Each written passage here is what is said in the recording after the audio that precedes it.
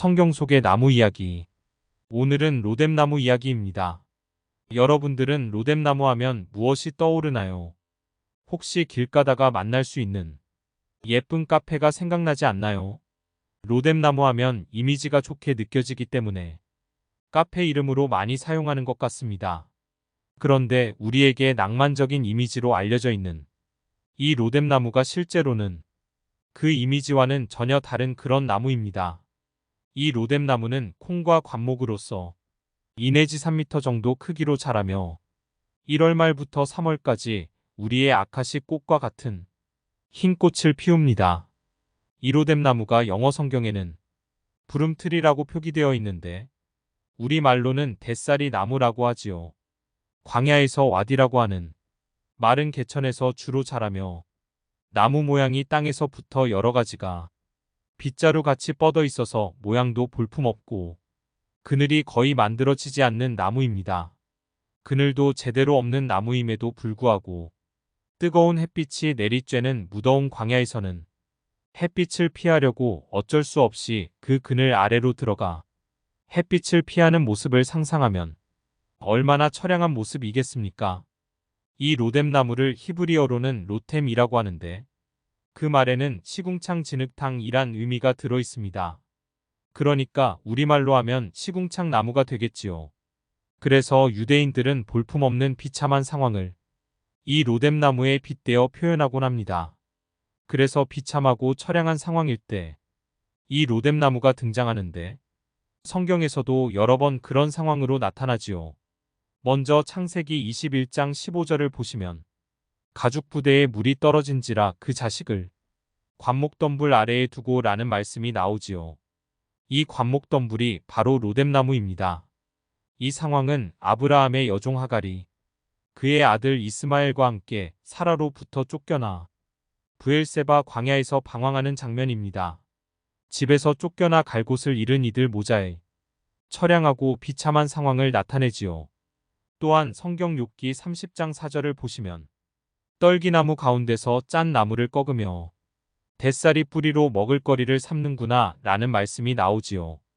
여기 나오는 뱃살이 뿌리는 로뎀나무 뿌리인데 욥이 과거의 모든 행복을 상실해버린 비참한 현재의 상황을 상징적으로 한탄하는 내용이지요. 또한 이사야서 14장 23절을 보시면 멸망의 빗자루로 청소하리라 라는 말씀이 나옵니다.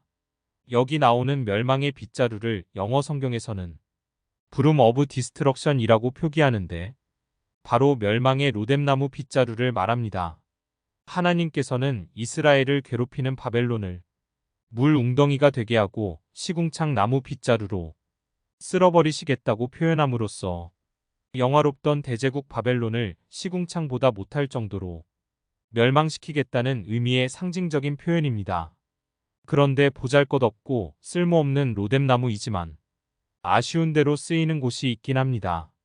성경 시편 120편 4절을 보시면 장자의 날카로운 화살과 로뎀나무 숯불이로다 라는 표현이 나옵니다. 로뎀나무가 별로 쓸모가 없는 나무이긴 하지만 아쉬운 대로 숯을 만들었으면 그 숯불이 완전히 사그러든 것처럼 보여도 속에서는 오랫동안 조용히 타는 특성이 있어서 고대로부터 사막의 베두인족들이 추운 밤을 지낼 때 보온용으로 기묘하게 쓰였다고 합니다. 그래서 거짓 입술과 속이는 혀에게 하나님의 진노하심이 마치 로뎀나무의 숯불처럼 요란하지 않지만 아주 뜨겁게 그리고 오랫동안 임하신다는 것을 상징적으로 표현하고 있지요.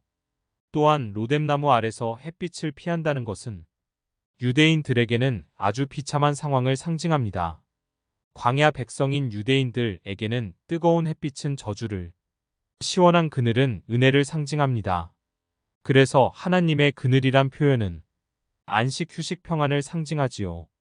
성경 시편 121편 5절과 6절을 보시면 여호와는 너를 지키시는 이시라. 여호와께서 내 오른쪽에서 내 그늘이 되시나니 낮에 해가 너를 상하게 하지 아니하며 란 말씀이 나오지요.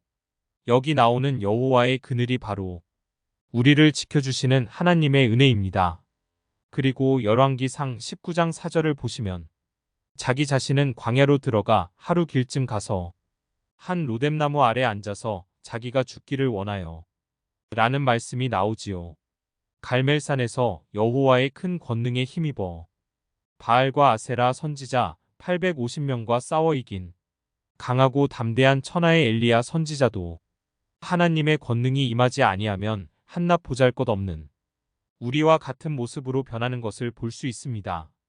엘리야 선지자는 갈멜산에서의 승리로 인한 이세벨을 죽이겠다는 협박이 무서워 목숨을 부지하고자 북이스라엘에 영향이 미치지 않는 갈멜산에서 200km나 떨어진 브엘세바로 도망을 갑니다. 그리고 그것도 불안해서 하룻길 더 광야로 가서 로뎀나무 그늘에 앉아 죽기를 원합니다. 엘리야는 북왕국 이스라엘 사람이 아니지요. 그는 요단 동편 길르앗 사람입니다. 그런 그가 살기 위해 길도 모르는 브엘세바까지 가고 그것도 모자라 하룻길 또 광야로 나아갔습니다. 그런 그가 지금은 죽기를 원한다고 합니다. 어떻게 이런 상황이 되었을까요? 아마도 그가 목숨을 부지하기 위해 고생하며 광야까지 오는 동안 하나님을 전혀 느끼지 못했기 때문이 아닐까요? 그가 하나님을 느끼지 못한 것이 그로서는 하나님의 무관심으로 느껴져 실망하고 영적인 침체가 왔기 때문일 것입니다.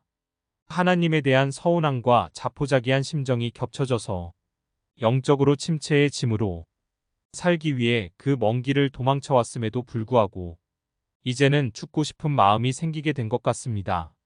어쩌면 하나님께 투정을 부리는 것일 수도 있고요. 요나처럼 말이지요. 그런데 엘리야가 간과한 것이 있습니다. 목숨을 부지하기 위해 브엘세바까지 도망갈 것이 아니라 하나님께 모든 것을 맡겨드려야 했습니다. 그렇게 해야 함에도 불구하고 엘리야 선지자는 세상적인 방법으로 도망가기에 바빴습니다. 그도 인간이기에 승리에 도취되어 자만했던 것 같습니다. 그의 승리가 오로지 하나님의 권능에 있었다는 것을 온전히 깨달았다면 그는 로뎀나무 그늘이 아니라 하나님의 그늘 속으로 들어가야 했습니다. 세상적인 방법으로 해결하려는 로뎀나무 그늘에 엘리야의 모습이 얼마나 처량했을까요? 엘리야의 이런 모습은 광야 같은 우리의 인생길에서 언제라도 처할 수 있는 상황을 상징적으로 보여줍니다. 오늘날에도 많은 성도들이 신앙의 열심을 낸 후에 그 결과의 보상으로 세상에서의 형통과 상급을 기대하다가 그렇게 되지 않을 때 시험에 들기도 하지요. 영적 침체와 투정 부리는 엘리야를 하나님께서는 사랑으로 감싸주십니다. 그에게 먹을 것 마실 것을 주시고 사명감을 일깨워 주심으로 용기를 주시고 다시금 영육간에 강건케 하시어 영적 충만함 속에서 사명의 자리로 돌아갈 수 있게 하셨습니다. 이처럼 하나님께서는 그분의 백성을 끝까지 지키시고 돌보시는 분이십니다. 우리도 삶 가운데서 절망과 실패 좌절을 안고 살아가는 경우가 있습니다. 우리의 인생이 쉽지만은 않지요. 그렇지만 우리는 절망의 자리에서 사명의 자리로 나아가야 합니다. 성경 요한복음 15장 4절을 보시면 내 안에 거하라 나도 너희 안에 거하리라. 가지가 포도나무에 붙어있지 아니하면 스스로 열매를 맺을 수 없음같이 너희도 내 안에 있지 아니하면 그러하리라. 라고 말씀하십니다. 하나님께서 우리와 함께 하시지 않는다면 우리 모두는 연약한 인생에 불과합니다. 그러므로 우리는 하나님께서 언제나 우리와 함께 하신다는 믿음을 가지고 그 말씀에 순종하며 그 말씀에 따라 살아가는 세상의 빛과 소금이 되는 진정한 그리스도인의 삶을 살아가야 하겠습니다. 오늘은 여기까지입니다.